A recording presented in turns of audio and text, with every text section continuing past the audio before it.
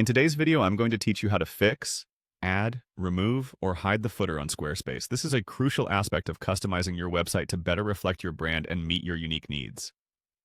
Whether you want to give your site a cleaner look, add essential navigation links, or remove unnecessary information, modifying the footer is an effective strategy.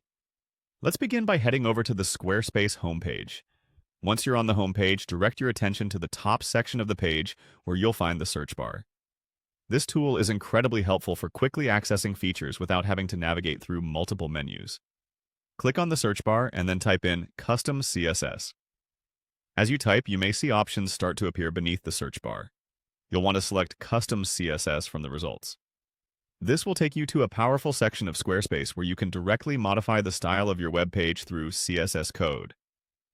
Next, you'll click on the Custom CSS option. Now you'll find yourself in a new editing environment. This is where you can input code to change the look and feel of your site's footer. Before proceeding, I recommend that you pause the video here, especially if you're unfamiliar with CSS, and take the time to copy the code from the video description or the on-screen display. Enter the copied CSS code into the text box provided. As you input the code, you can immediately see how it affects the footer. This real-time feedback is incredibly beneficial, allowing you to tweak the code until it fits your desired outcome. Whether you're hiding the footer entirely or adjusting its contents, CSS offers you the flexibility to do so.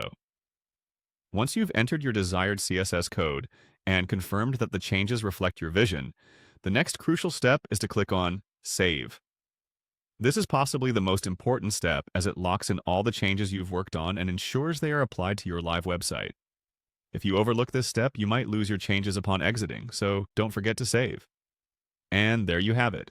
You've successfully adjusted the footer of your Squarespace website. I hope you found this walkthrough helpful. Mastering these small tweaks can significantly impact your website's user experience and overall aesthetics. Remember, playing around with custom CSS can seem daunting initially, but with practice, you'll get more comfortable and have the ability to customize to your heart's content. Thanks for joining me today.